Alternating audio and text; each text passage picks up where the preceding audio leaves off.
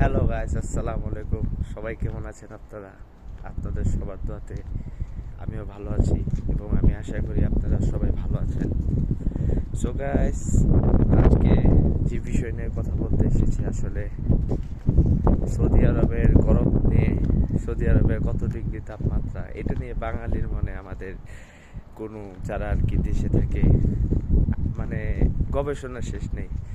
So এই মুহূর্তে আমি রিয়াদ সিটিতে যে জায়গা থেকে দাঁড়িয়ে ভিডিওটা করছি, 48 ডিগ্রি সেলসিয়াস তাপমাত্রা আছে।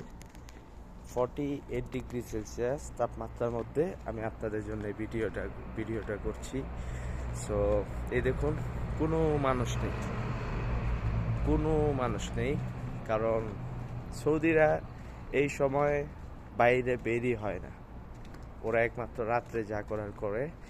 আর কিছু আজনবী আছে আমাদের মতো আর কি, বিভিন্ন দেশ থেকে আসে কাজ করতে এই দেশে। তারা যেমন দেখা গেল যে যাদের কাজটা বাইরে, তারা কাজ করার জন্য একমাত্র বের হয়। আর আমাদের তো রেস্টুরেন্টের কাজ বা অন্য অন্য কাজ, গাড়ি ঘোড়ার কাজ, আমরা দেখা গেল যে এখন বের হয়েছে একমাত্র নামাজের জন্য আর কি। আজকে জুম্মার দিন, পবিত্র।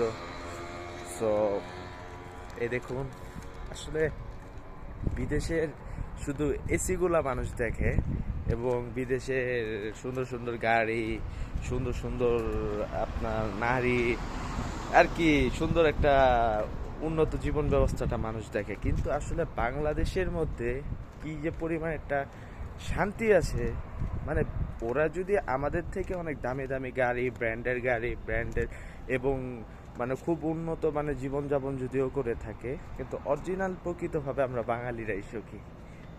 আমরা বাসা থেকে বের হয়ে নিজের এলাকার টঙের দোকানে আড্ডা, এরপর আমাদের দেশ তো সবুজ ও শ্যামল বাংলাদেশ।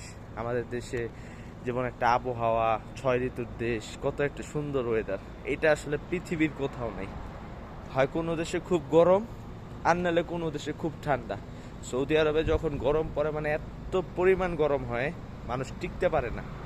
আর যখন ঠান্ডা হয় তখন আবার এত পরিমাণ ঠান্ডা হয়, এদিকে একটা স্টেট আছে আবা, সেদিকে বরফ পড়ে।